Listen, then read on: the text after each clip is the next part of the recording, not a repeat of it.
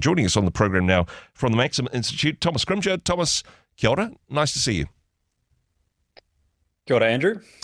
This is a tough one, isn't it? And part of the problem here, let's jump into it, is the people that generate the electricity and the people that sell the electricity. In many cases, these are the same people. There's a bit of a conflict of interest baked into the system here. Oh, certainly, there is a lot of commentary around the fact that the generators and the retailers, the words get smashed together into gentailers.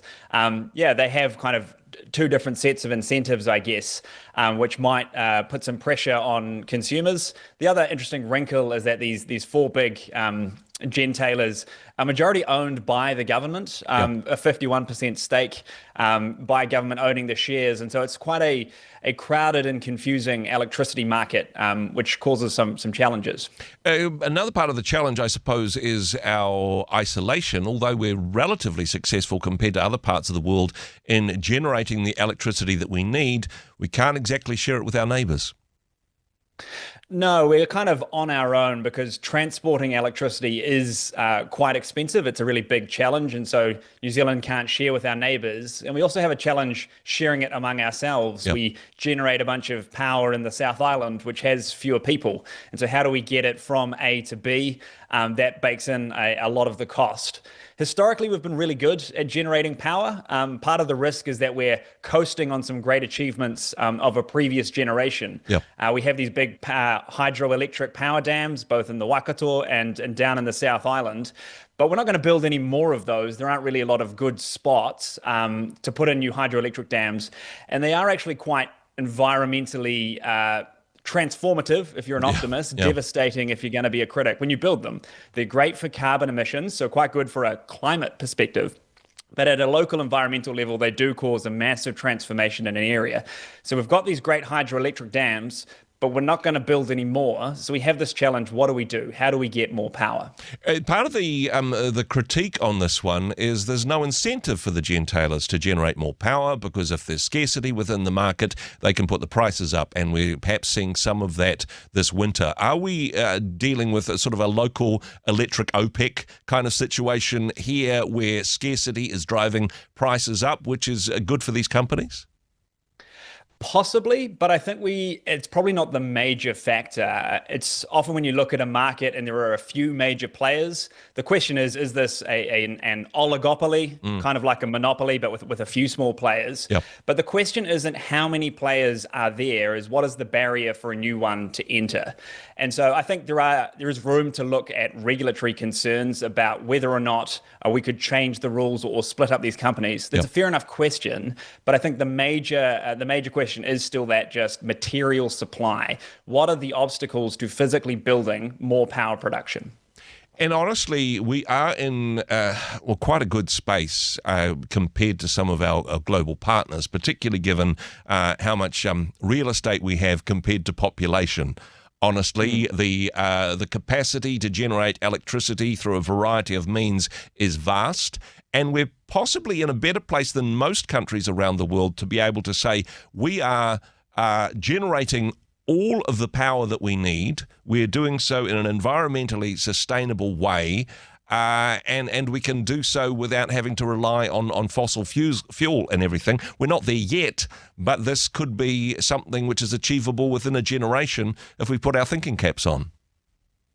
Yeah, absolutely. And it is important to stress we have a little way to go, and the last parts of fossil fuel generation are the hardest to eliminate. So about 80% or so of our power is sort of is clean, is carbon neutral. Actually, probably a bit higher than that, but we still import coal for power generation and use natural gas as well. Yep. And the reason that that's really hard to eliminate is because you use those fossil fuels for what's called peak production. When demand is really high and other forms of supply are a bit lower, you need these fossil fuels as backups because they are really excellent as a backup. And so getting rid of that part of the equation isn't necessarily as simple as just adding in some other forms of supply. It can have some more complexity than that. And sometimes the hydro lakes are low and the wind doesn't blow, the sun doesn't shine, and we're all out of electricity. Do we need more diversity in the types of supply that we have in New Zealand, do you think? Yeah, quite possibly. I mean, you've hit on something really important there. So, hydroelectric is really good most of the time. It's incredibly good at all times of day. It doesn't have that day-night challenge. Yep. But on a dry year, we have risk of a low lake.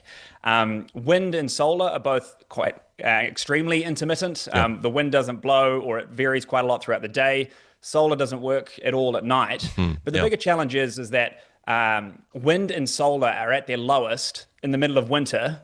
So wind and solar at the same time, right at the same time that power demand is at its highest because we need to be heating our houses. Yeah. So we do need to kind of think about this diversity. The other excellent thing we have in New Zealand is geothermal. When you take energy from the earth, you essentially have water that goes down and comes back up hot, spins a turbine, produces power. That's about 18% of our power generation already, and we could increase that. That's probably our best chance to scale up power production. The other option that some people are banding around, although it might just be political suicide, certainly was for the opposition parties in Australia in the recent election, is what about sort of small nuclear power generators? I mean, nothing too huge, nothing that's going to melt down. Is there a nuclear option for New Zealand with power generation, Thomas?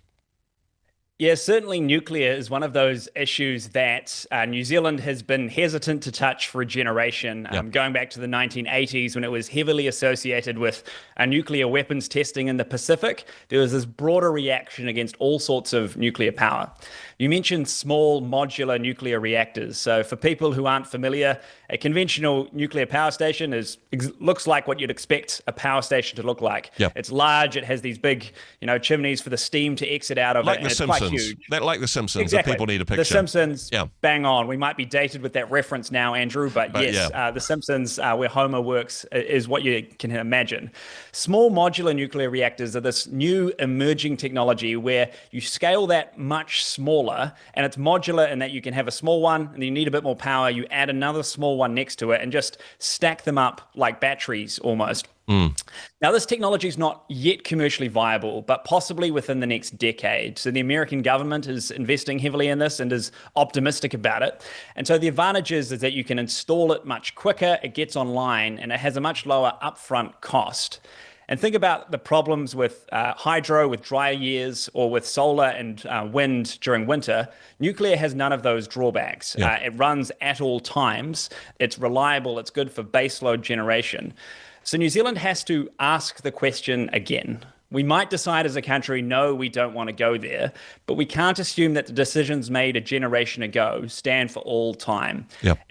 This technology is going to come, and it'll come within the next decade possibly, and we're going to have to open up the question again. Is this something we're willing to consider? And honestly, if I suppose politicians a couple of decades back had the bravery to make some decisions about, hey, what future energy needs our country has, then we might not be in the situation we are today. Thomas, appreciate your insight on this matter. Thanks so much for joining us today.